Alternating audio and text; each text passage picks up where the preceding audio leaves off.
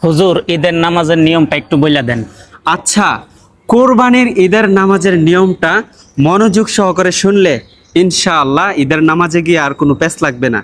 প্রথমে আপনি একদম অজু গোসল করে সুন্দর করে ঈদগাহে যাবেন।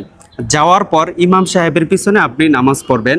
নিয়তটা কিভাবে পড়বেন, যে আমি মুক্তাদি হইয়া এই ইমামের পিছনে অতিরিক্ত 6 তাকবীরের সাথে ঈদুল আজহার ওয়াজিব 2 রাকাত নামাজ আদায় করিতেছি, আল্লাহু আকবার, এভাবে নিয়ত করবেন। আর আপনি যখন বাড়ি থেকে বের হয়েছেন তখনই কিন্তু আপনার নিয়ত হয়ে গেছে, অতএব মুখে নিয়ত করার কোনো প্রয়োজন নেই। তারপরও যদি চান মুখে নিয়ত করবেন। তারপরে ইমাম সাহেবের সাথে আপনি আল্লাহু আকবার বলে হাত বাঁধবেন। তারপর ইমাম সাহেব সানা পড়বেন। অতঃপর ইমাম সাহেব অতিরিক্ত 3টা তাকবীর দিবেন।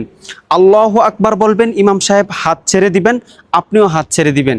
দ্বিতীয় তাকবীর আল্লাহু আকবার বলে ইমাম সাহেব হাত ছেড়ে দিবেন, আপনিও ছেড়ে দিবেন। তৃতীয় তাকবীর আল্লাহু আকবার বলে ইমাম সাহেব হাত বাঁধবেন, আপনিও হাত বেঁধে নেবেন। তারপরে ইমাম সাহেব সূরাতুল ফাতিহা এবং অন্য আরও একটি সূরা মিলিয়ে রুকু সিজদা কমপ্লিট করে দ্বিতীয় রাকাতের জন্য দাঁড়াবেন। অতঃপর ইমাম সাহেব প্রথমেই সূরাতুল ফাতিহা এবং অন্য আরও একটি সূরা মিলানোর পর অতিরিক্ত 3টা তাকবীর দিবেন। আল্লাহু আকবার বলবেন, হাত ছেড়ে দিবেন। দ্বিতীয় তাকবীর আল্লাহু আকবার বলবেন, হাত ছেড়ে দিবেন, আপনিও ছেড়ে দিবেন। তৃতীয় তাকবীর আল্লাহু আকবার বলবেন, তারপরে হাত ছেড়ে দিবেন, আপনিও ছেড়ে দিবেন।